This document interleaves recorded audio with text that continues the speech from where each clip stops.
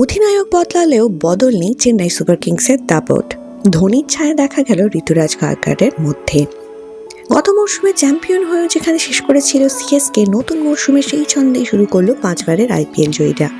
ব্যাটে বলে দাপটের সঙ্গে পারফর্ম করে আইপিএল 2024-এর প্রথম ম্যাচে আরসিবিকে 6 উইকেটে হারালো সিএসকে।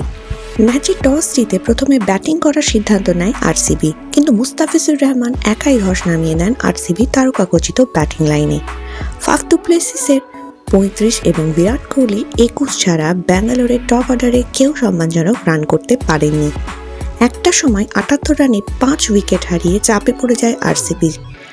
মুস্তাফিজুর একাই নেন 4 উইকেট।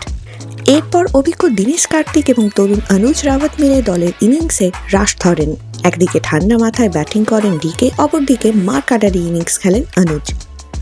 দুজনে মিলে 95 রানের দুরন্ত পার্টনারশিপ করে আরসিবিকে লড়াই করার মতো জায়গায় পৌঁছে দেন। 25 বলে 48 রান করে ইনিংসের শেষ বলে রান আউট হন অনুজ রাওয়াত। 26 বলে 38 করে অপরাজিত থাকেন কার্তিক।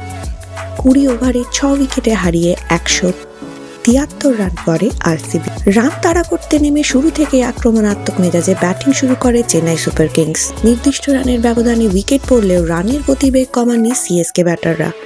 ঋতুরাজ গায়কোয়াড় 15, রচিন রবীন্দ্র 37, আজিঙ্কে রাহানে 27, ডেরিল মিচেল 22 এবং একটা সময় 110 রানে 4 উইকেট হারানোর পর মনে হয়েছিল লক্ষ্যে পৌঁছতে চাপ হতে পারে চেন্নাইয়ের।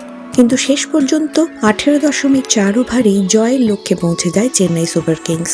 28 বলে 34 রান করে অপরাজিত থাকেন শিবম দুবে এবং 17 বলে 25 রান করে অপরাজিত থাকেন রবীন্দ্র জাদেজা। আইপিএল এর আরও আপডেট পেতে ভিডিওটি লাইক করুন, কমেন্ট করুন এবং চ্যানেলটি সাবস্ক্রাইব করুন। ধন্যবাদ।